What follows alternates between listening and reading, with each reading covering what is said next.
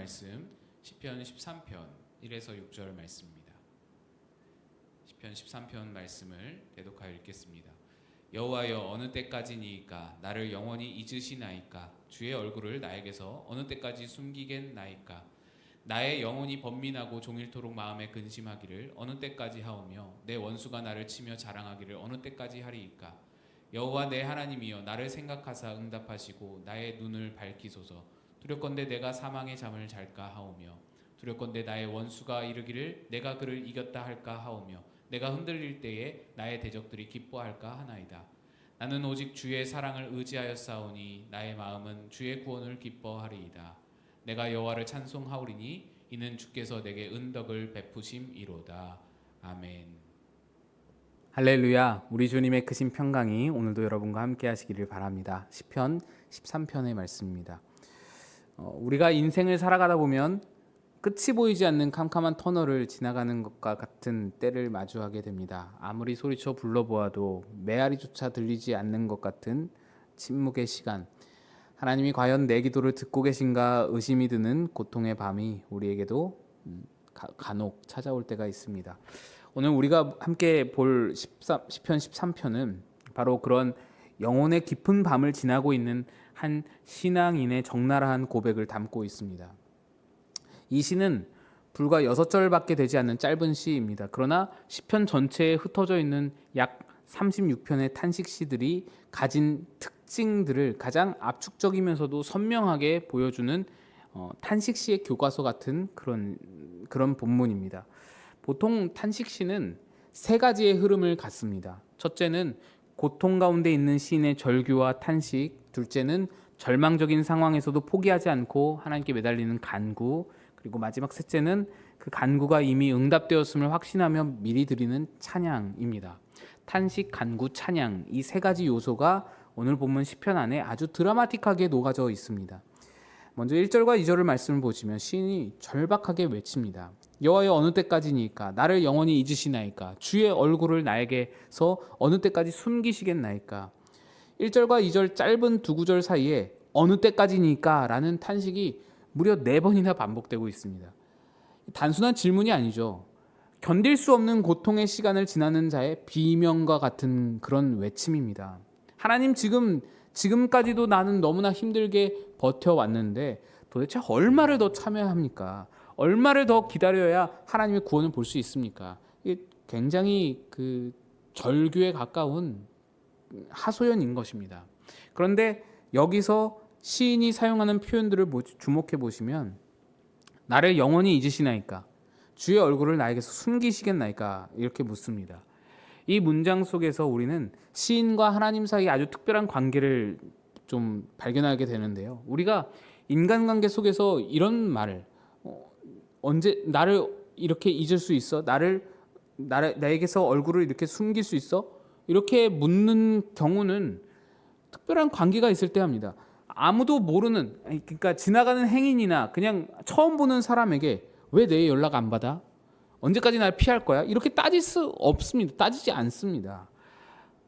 이런 대화는 아주 친밀한 관계, 사랑하는 연인이나 부부 사이나 부모 자식 간에 그런 관계가 전제되어 있을 때 오가는 대화라 할 수 있는 것이죠. 지금 시인은 하나님을 향해서 마치 사랑 싸움을 하듯이 너무나 간절하게 매달리고 있는 것입니다. 어느 때까지 나를 잊으십니까? 이 절규는 역설적으로 과거에는 하나님이 나를 잊지 않고 늘 기억해 주셨다라는 그 기억, 그 확신이 있었음을 보여줍니다. 어느 때까지 얼굴을 숨기시겠나이까? 라는 외침은 과거에는 매일같이 주님의 얼굴을 대하면서 그 친밀함을 누렸던 시절이 있었다라는 것을 반증해 줍니다. 탄식조차도 하나님과 친밀해 본 경험이 있는 사람이 할 수 있는 특권이라는 겁니다.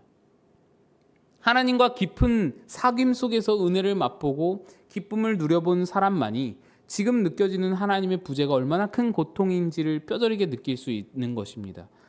과거에 쌓아둔 관계의 깊이가 없다면 고난이 닥쳤을 때 탄식이 아니라 그저 원망과 비난만 쏟아낼 뿐입니다. 그러나 시인은 하나님을 알기에, 그 사랑을 알고 있기에 지금의 침묵이 견딜 수 없어서 하나님께 따져 묻기라도 할 수 있는 것입니다. 하나님과의 관계에 관계 통장이 필요합니다. 우리가 경제 생활을 할 때에 통장이 필요한 이유는 여유가 있고 넉넉할 때 미리미리 저축을 해두었다가 갑작스러운 어려움이나 위기가 닥쳤을 때 그것을 꺼내 쓰기 위함입니다. 통장의 잔고가 넉넉하면 위기가 와도 버틸 힘이 생깁니다. 하나님과의 관계에서도 이와 같은 영적인 관계 통장이 필요한 것입니다. 우리는 평상시에 영적 저축을 해야 할 필요가 있습니다. 아무 일 없으니 다행이다 이렇게 안주해버리고 생각 없이 살 것이 아니라 그때 더욱 치열하게 하나님을 아는 일에 힘쓰고 삶의 자리에서 하나님을 느끼고 하나님의 일하심을 생각하면서 하나님과의 아름다운 추억들을 관계 통장에 차곡차곡 가득가득 채워나갈 수 있어야 합니다. 그렇게 차곡차곡 쌓인 은혜의 기억들은 훗날에 우리 인생에 예기치 못한 고난의 겨울이 찾아올 때 하나님이 전혀 느껴지지 않는 캄캄한 밤을 지나게 될 때 우리를 지탱해주는 엄청난 자산이 되는 것입니다. 그래, 그때 그 시점에 하나님이 나를 도우셨지. 그때 주님이 내게 이런 은혜를 주셨지. 이렇게 추억을 꺼내서 쓸 수 있는 것입니다. 그 저장된 은혜의 힘으로 우리는 관계가 깨지지 않고 믿음을 지킬 수 있게 되는 것입니다. 지금 여러분의 관계 통장은 하나님과의 관계 통장은 넉넉하십니까? 그 잔고가 넉넉하십니까? 혹시 잔고가 바닥난 상태에서 힘겨운 싸움을 하고 계시지는 않습니까? 평탄할 때라도 기도와 말씀과 예배로 하나님 배우기를 쉬지 말아야 할 이유가 여기에 있습니다. 형통할 때 더욱 주님과 깊은 사귐을 가질 필요가 여기에 있습니다. 다가올 환난을 이겨낼 큰 힘이 되기 때문입니다. 이제 시인은 탄식을 넘어서 간구로 나아갑니다. 3절을 보시면 여호와여 여호와 내 하나님이여 나를 생각하사 응답하시고 나의 눈을 밝히소서 두렵건대 내가 사망의 잠을 잘까 하오며. 여기서 나를 생각하사라는 말은 원어로 나를 바라봐 주세요 라는 뜻입니다. 하나님 제발 눈을 돌려서 나를 좀 바라봐 주세요 라는 외침입니다. 이 기도에서 우리는 두 가지 중요한 영적 사실을 깨닫게 됩니다. 첫째로 하나님을 향한 시인의 뜨거운 사랑이죠. 내가 관심 없는 대상, 싫어하는 대상이 나를 보든 말든 우리는 상관하지 않습니다. 사랑하기 때문에 보고 싶은 것이고 사랑하기 때문에 그분이 나를 봐주기를 원하는 것입니다. 하나님의 시선이 내게 머무는 것이 인생의 가장 큰 기쁨이라는 것을 아는 자의 기도입니다. 둘째는 시인의 영적 자신감입니다.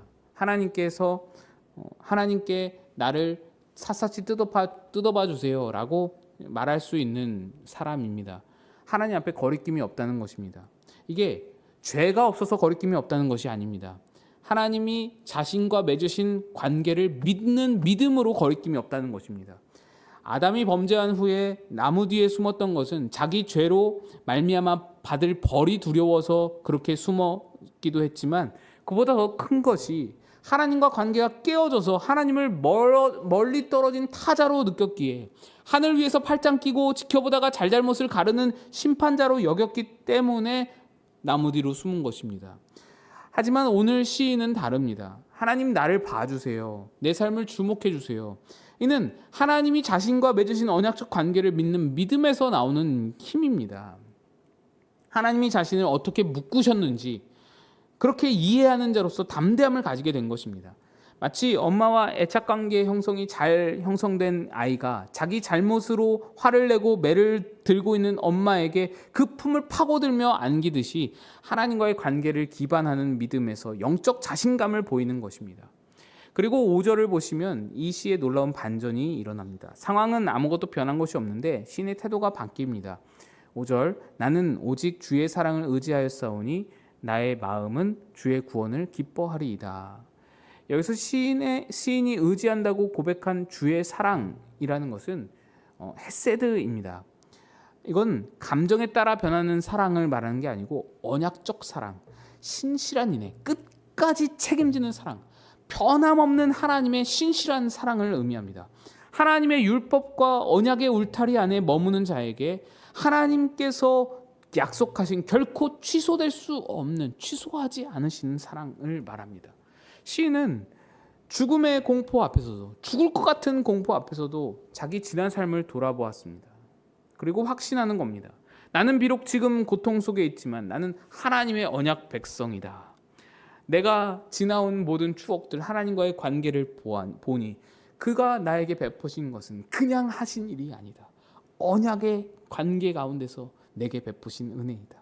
나는 그 언약의 울타리 안에서 주님을 사랑하며 살아왔다. 그러므로 변치 않는 하나님의 헤세드가 나를 반드시 지금도 붙들 것이다. 하나님 나를 봐주세요. 나를 감찰해 주세요. 이 믿음이 다시 그를 일으켜 세웁니다. 그래서 그는 나의 마음은 주의 구원을 기뻐하리이다 라고 미래형으로 선포하게 됩니다. 지금 당장 구원이 임하는 것 같지 않아 보여도 하나님의 성품과 약속을 믿기에 이미 받은 줄로 알고 믿고 기뻐하겠다라는 선포를 하는 것입니다. 그리고 마침내 이 기도는 찬양으로 끝을 맺습니다. 6절을 보시면 내가 여호와를 찬송하리니 이는 주께서 내게 은덕을 베푸심이로다. 옛날 성경 개역 한글에서는 이 부분을 나를 후대하심이로다 라고 번역했습니다. 후대가 무엇입니까? 아주 넉넉하고 귀하게 대접해 주신다라는 뜻입니다. 시인의 눈에는 지금 하나님의 침묵이 아니라 자신을 귀하게 여기시고 풍성하게 채우시는 하나님의 손길, 후대하시는 그 하나님의 마음이 보이기 시작한 겁니다. 이것이 바로 믿음의 눈이 열린 자의 고백일 것입니다. 환경은 여전히 겨울일지라도 믿음의 눈으로 다가올 봄을 바라보면서 찬양하고 있는 것입니다. 하나님은 우리에게도 마찬가지로 때로 침묵하시는 것 같고 얼굴을 숨기시는 것 같을 때가 있습니다. 그러나 그때가 바로 우리가 쌓아둔 관계 통장을 열어볼 때이고 과거에 베푸셨던 은혜를 기억해내고 변하지 않는 하나님의 언약적 사랑 헤세드를 붙들어야 할 때인 것입니다. 우리가 고통 속에서도 하나님을 향한 시선을 거두지 않고 주님 나를 보시옵소서라고 자신 있게 외칠 수 있는 자리에 있을 때에 하나님과의 맺은 그 관계, 그 언약적 사랑을 이해하는 자로 서 있을 때에 하나님이 우리에게 얼굴을 비추사 은덕을 베풀고 계시다는 것을 우리가 발견하고 보게 될 것입니다. 하나님께서 우리 인생을 향해 후대하고 계시다는 것을 깨달아 알게 될 것입니다. 오늘도 그 믿음으로 여러분의 상황과 현상만 바라보지 마시고 여러분을 후대하고 계시는 하나님의 언약적 사랑에 기반하여서 언제나 여러분을 향하여서 너른 사랑을 베풀고 계시는 그런 하나님을 바라보는 여러분 되시기를 주님의 이름으로 축복드립니다. 기도하겠습니다. 하나님 아버지, 오늘도 하나님 아버지의 말씀 앞에서 주의 은혜를 구합니다. 하나님, 모든 현상과 상황들을 바라보는 시선을 내려놓고 우리 하나님의 사랑과 그 모든 신실하신 포기하지 않는 하나님의 사랑을 바라보는 자 되게 하소서. 오늘도 그래서 승리하는 자 되게 하여 주옵소서. 같이 기도하며 나아가겠습니다.